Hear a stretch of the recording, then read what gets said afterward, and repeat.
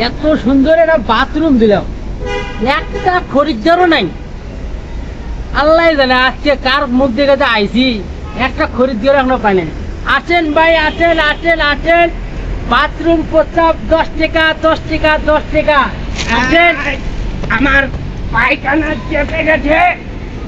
হ্যাঁ ভাই, high high, আমার পায়খানা চেপে গেছে। আপনার কি পায়খানার দোকান? আল্লাহ জানে। হ্যাঁ, বলে কি আছে, যে মাতালে ঘরে মাতালে আসছে।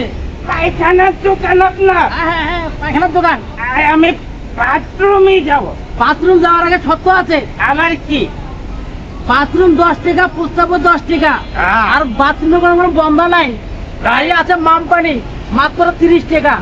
স্পেশাল পানি? স্পেশাল পানি বাথরুমে। আমি স্পেশাল পানি ছাড়া পায়খানায় যাব না। আমারে নিয়ে চলো ভাই।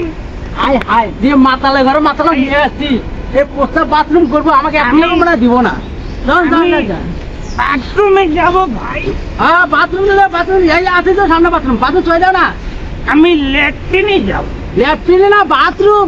বাথরুম? হ্যাঁ, বাথরুম কোথায় গেল? বাথরুম এই যে মাতালে ঘরে মাতালে, দরজা এনে, দরজা এনে, ওইখানে দরজা না, দরজা না ওখানে। এই যে এনে দরজা, এই যে দরজা। এখানে দরজা? হ্যাঁ, এইখানে তো ফাঁকা রে ভাই। আখানে এটাই এটা এলো দিয়েছি, ওখানে এসি আছে, এসি। এসি আর বাতাস আমি খাবো না।